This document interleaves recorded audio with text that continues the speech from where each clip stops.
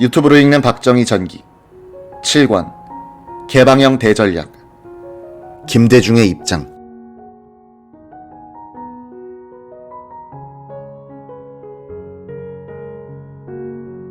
(1964년에) 들어와서 박 대통령이 추진하고 있던 한일 국교 정상화와 월남 파병은 야당과 학생 세력의 격렬한 저항을 유발한다. 이런 대결의 전단을 연 것은 소위 정신적 대통령 윤보선 민정당 대표였다. 윤 대표는 1월 14일 국회에서 한 정책기조연설에서 박 대통령과 그 주변의 사상 문제를 또 들고 나왔다. 그는 박 정권의 주변에는 사상적으로 불투명한 사람들이 있어 중요한 역할을 하고 있다는 의혹이 짙다고 말한 뒤 과격한 표현을 구사하면서 질문을 던졌다. 오늘날의 이 현상은 반공을 위하여, 부패 일소를 위하여, 부정선거 근절을 위하여, 민생고 해결을 위하여, 박 정권을 타도할 혁명을 정당화할 사태가 아닌가에 대하여 본인은 박 정권의 분명한 답변을 요구하려고 한다. 윤 대표는 최두선 총리의 답변이 마음에 들지 않은지 의석에서 일어나 자신의 질문 내용을 다시 설명했다. 장경순 부의장이 "그곳은 말하는 데가 아니요" 라고 소리쳤고, 젊은 차지철 의원은 책상을 치면서 흥분했다. 민정당 대변인 김영삼 의원은 박정희 씨가 연설할 때는 야당에서 아무 소리 하지 않았는데 왜 시끄럽게 떠들어? 라고 했다. 격양된 공화당 의원들은 결석한 김종필 의장을 불러내 긴급 의원총회를 열었다. 그들은 15일에 민정당의 공개 사과를 요구하고 불응하면 징계 동의안을 제출하기로 결의했다. 김영삼 민정당 대변인은 사과할 필요도 발언을 취소할 필요도 없다고 했고, 김대중 민주당 대변인은 전직 대통령에 대해 그런 조급한 결의를 했다는 것은 언어 도단이라고 했다. 이우락 대통령 비서실장은 이날 오후 공화당으로 김종필 의장을 찾아가 박 대통령의 의중을 정했다. 15일 공화당은 야당이 퇴장한 가운데 윤보선에게 발언 취소와 공개 사과를 요구하는 징계 동의안을 본회의에서 가결, 법사위에 넘겼다. 변호사 출신인 정구영 공화당 의원은 김종필 의장을 찾아가 이렇게 따졌다고 한다. 국회법에는 국회의원의 언동에 대하여 징계하는 규정은 없다.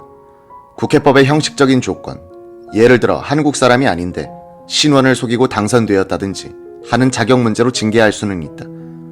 언동이 나쁘다고 제명, 경고, 사과하게 할 수는 없다. 다만 의원의 발언에 대하여 의장이 제지하고 이에 불응하면 퇴장을 명하고 그 퇴장 명령에 응하지 않을 경우 징계할 수 있다. 정구영은 이런 일은 법률가인 우리와 의논하고 했어야지 라고 불편해하면서 누구 짓이냐고 따졌으나 김종필 의장은 묵묵부답이었다. 김 의장은 이미 징계 동의안을 제출해버렸는데 어떻게 하겠습니까? 라고 했다. 옆에 있던 김봉환 의원도 징계 불가론에 가세하여 징계안을 법사위로 넘긴 상태에서 처리하지 말고 자동 폐기되도록 하자는 쪽으로 의견이 모아졌다. 이는 야당은 선동적 언어로, 여당은 강경한 행동으로 대응하는 우리 정치의 한 정형이자 지금까지 되풀이되고 있는 전통이다. 1964년 1월 18일 로버트 케네디 미 법무장관이 서울에 왔다. 케네디 대통령의 동생인 그는 1962년 김종필 정보부장이 미국을 방문했을 때 만난 적이 있었다.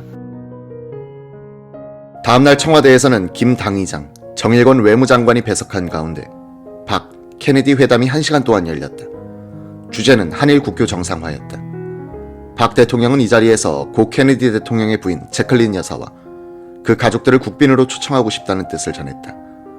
케네디 장관은 형에 쳐서 용기 있는 사람들을 내놓았고, 유경수 여사는 자개로 만든 닭이를 선물했다.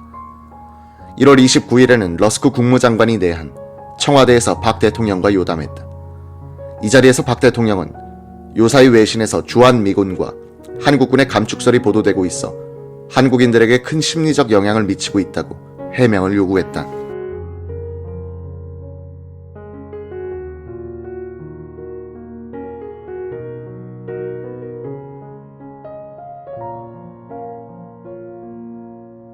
이에 대해 러스크 장관은 현 시국에 비추어 감군을 논할 때가 아니다 라고 말했다는 것이다. 러스크 장관은 한일 회담에 조속한 타결을 촉구했다. 박 대통령은 미국의 대한 군사 및 경제 원조가 한일 국교 정상화를 계기로 줄어들지 않는다는 다짐을 러스크 장관으로부터 받으려 했다. 미국 정부는 한일 회담의 조기 타결을 위해서 양국 지도부의 등을 동시에 밀고 있었다. 박정희 대통령도 연내 타결을 자신하고 있었다. 1월 30일 야간 국회에서 정일권 외무장관은 평화선은 영해선이 아니다고 답변함으로써 평화선을 포기할 것임을 시사했다. 그는 또 김종필 오이라 메모 합의는 양국 정부에 의해서 확인된 내용이므로 유권적 외교 교섭이다 라고 말했다. 국회 농림위원회는 어족 보호와 영세 어민의 권익을 지키기 위해서 평화선을 지키도록 정부는 최대의 노력을 해야 한다는 요지의 결의를 했다. 군정시대 때 비밀리 진행된 한일회담 내용이 이때부터 국회에서 공박당하기 시작함으로써 박 대통령의 한일회담 조기 타결 의지는 도전을 받게 된다.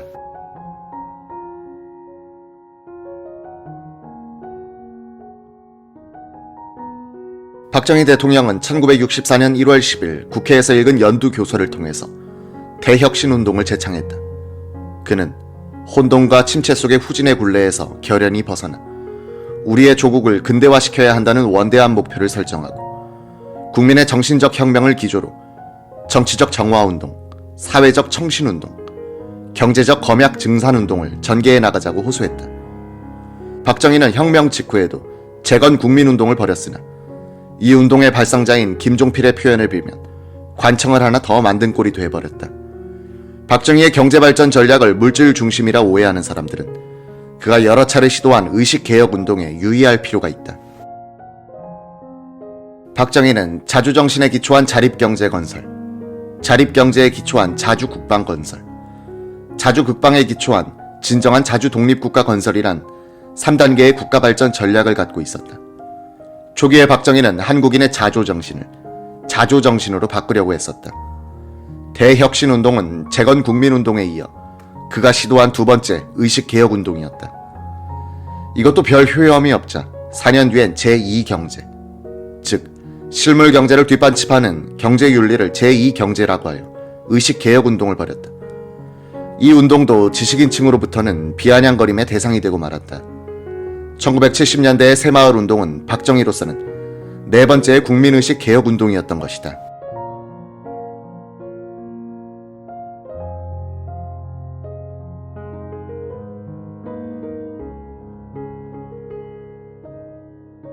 김종필 공화당 의장은 대혁신운동을 뒷받침하기 위하여 소집한 중앙상임위원회에 5가지 행동강령을 강조했다. 현실을 직시하자. 발을 굳게 땅에 딛고 발전적 자세를 취하자. 집권당의 구성원이라는 특권 의식을 버리자. 국민의 가슴에 의욕과 자각에 불을 붙이자. 공화당은 사조직이나 붕당과는 다르니 당 중심으로 단결하자. 우리나라에서는 새 정부가 들어서면 국민의식 개혁운동을 벌이는 것이 관례처럼 되어왔다. 김대중 정부가 벌인 제2의 건국운동도 그 뿌리를 거슬러 오르면 상당히 멀리 간다. 1964년 1월 29일 조선일보 1면에는 쟁점 지상토론 기사가 실렸다. 박 대통령이 제창한 대혁신운동을 두고 김동성 공부부 장관과 김대중 민주당 대변인이 맞섰다. 김대중 의원은 하향식 혁신운동을 비판했다.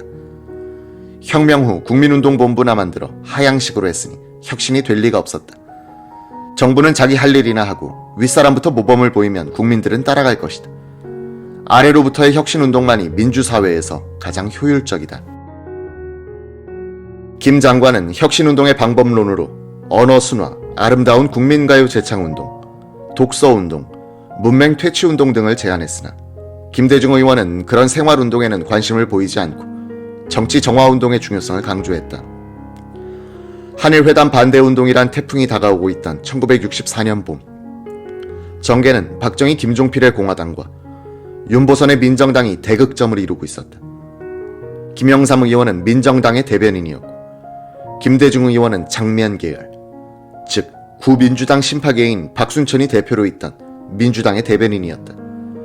이 민주당은 윤보선, 김영삼 세력에 비해서는 온건한 편이었다. 한일회담에 대해서도 윤보선의 민정당은 무조건 반대인 데 비해서 박순천과 김대중은 원칙은 찬성, 강론에서 반대였다. 김대중 전 대통령은 펴낸 자서전 역사와 함께, 시대와 함께에서 윤보선 측에서 정부를 매국노라고 몰아붙이면서 한일협정에 반대하는 것은 잘못됐다고 생각했다고 썼다. 세계의 식민지와 그 구지배국의 관계를 보면 영국이나 프랑스도 이전 식민지국들과 국교를 맺고 있었다. 서로를 미워하고 때로는 전쟁으로 얼룩진 사이지만 독립을 달성한 이후에는 서로 국교를 맺고 있었다. 더구나 우리는 독립한 지 이미 오래됐고 가까운 이웃이 됐다.